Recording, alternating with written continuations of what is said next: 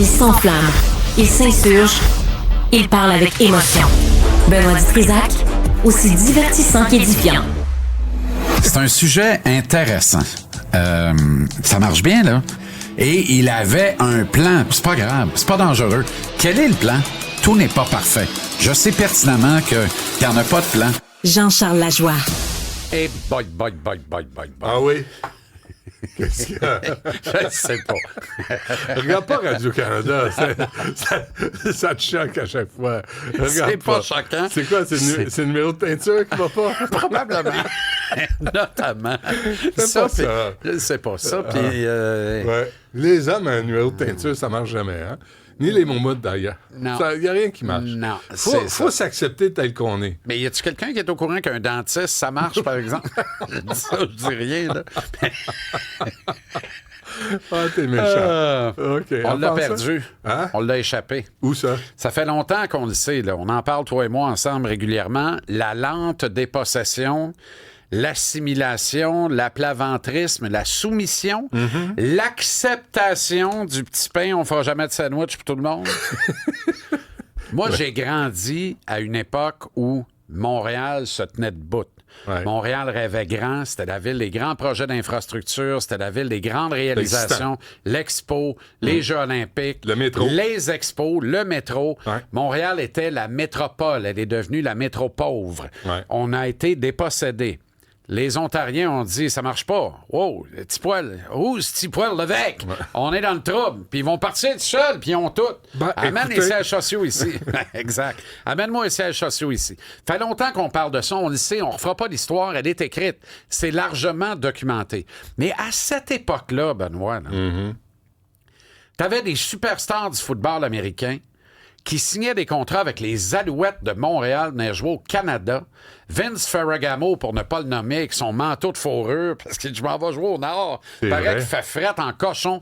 Parce qu'ici, on lui donnait 1 million de dollars canadiens et que la pièce canadienne avait valeur de poids équitable avec le dollar américain. Elle était même supérieure en valeur. Ouais.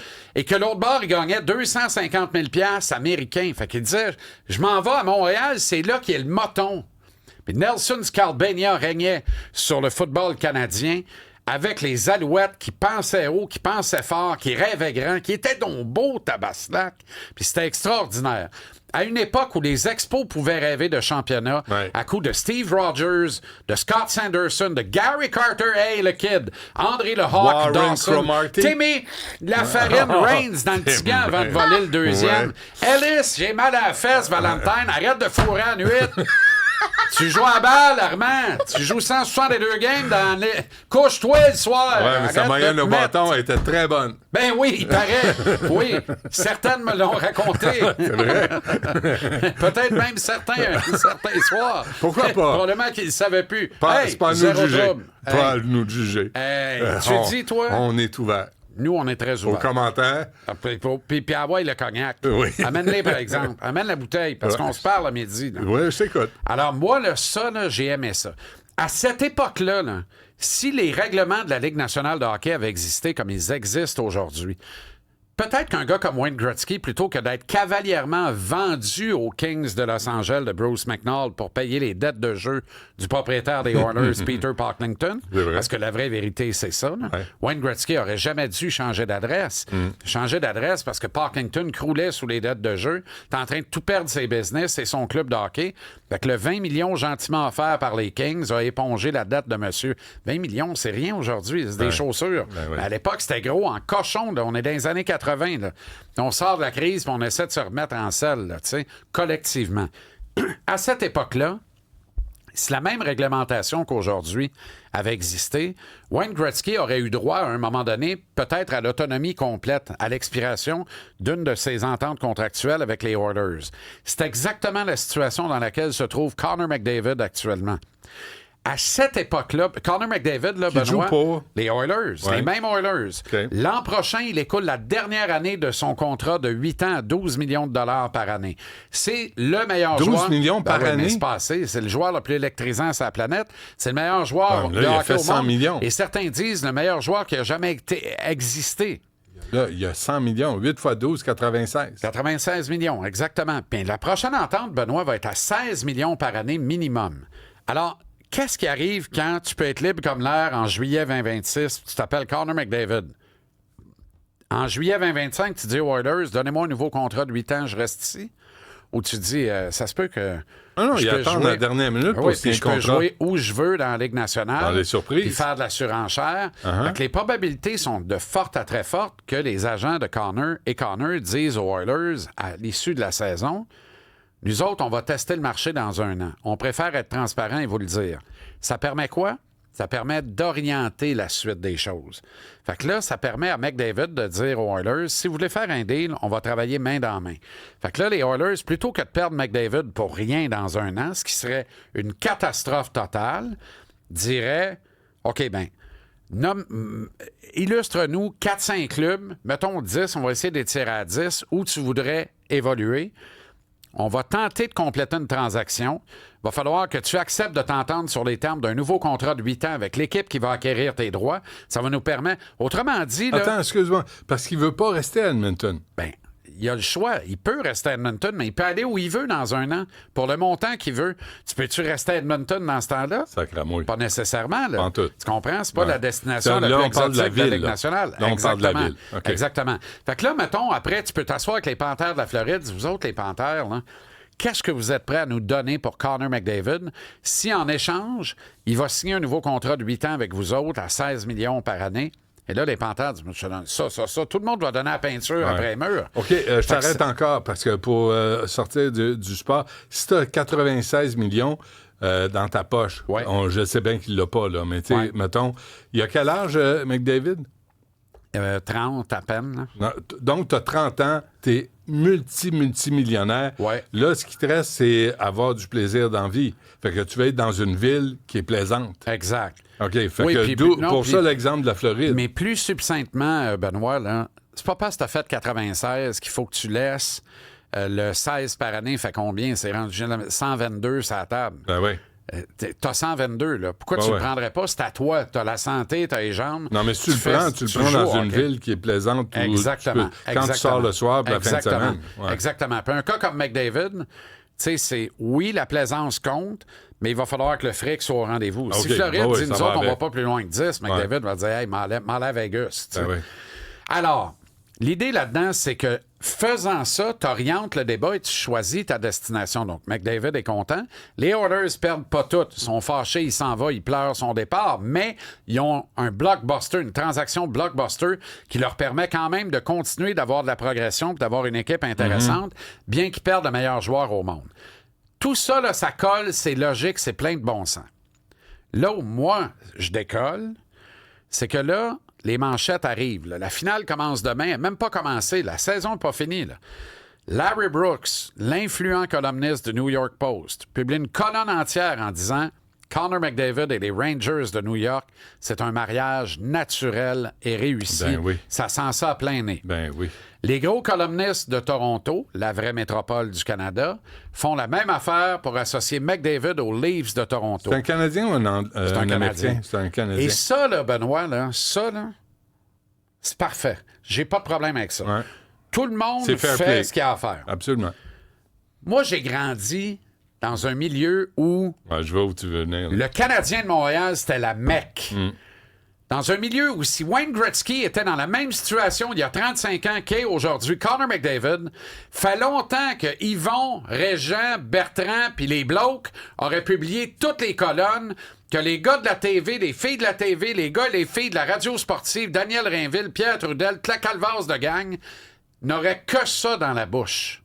Parce que c'est une rare finale que le Canadien fait pas. Faut trouver d'autres choses. Allons le chercher. On va parler de Gretzky. Gretzky ne restera pas à Edmonton, c'est Montréal. Ouais. La destination, c'est Montréal. Ouais. Aujourd'hui, là, il y a juste moi qui parle de ça.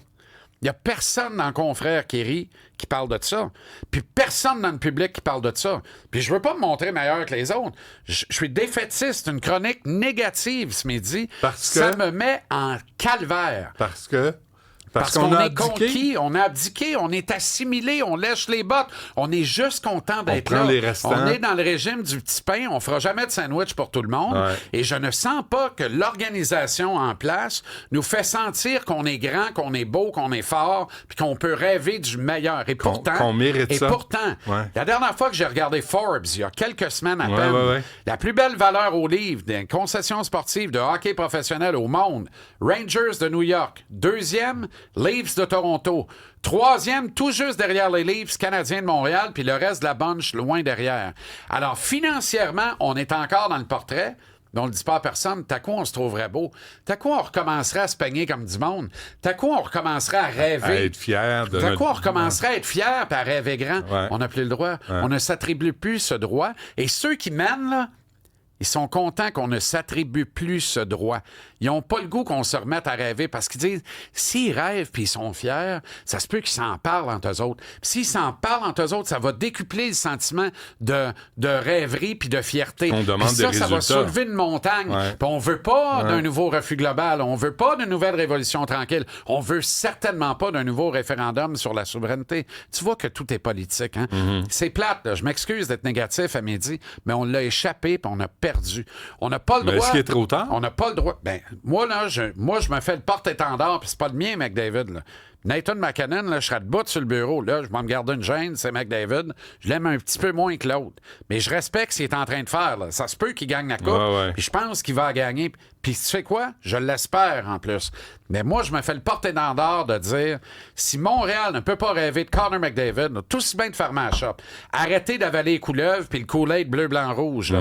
Arrêtez. Là. Puis arrêtez de tolérer les augmentations des calvasses de prix de tickets. Là. Demandez des comptes. Exigez des comptes. Tu sais, si tout le monde au Québec se met à dire hey, on n'a pas le droit de pas faire un offre à McDavid, ils ont le droit de rire de nous autres en cachette. Mais on est fiers de s'ils rient de nous autres en cachette, là, ça veut dire qu'eux autres aussi sont conquis puis assimilés puis soumis. Puis ils ont compris qu'ils sont juste contents de jouer dans la Ligue, d'être un des on est fiers d'avoir. Regarde comment on était fiers comme de la merde parce qu'on avait une 8e place. Ben oui, exact. T'sais, là, on vise même pas en haut. À une époque, on n'aurait pas fait les séries. T'as raison. On n'aurait pas fait les séries qu'on aurait été aussi fiers. On a été dans le mex.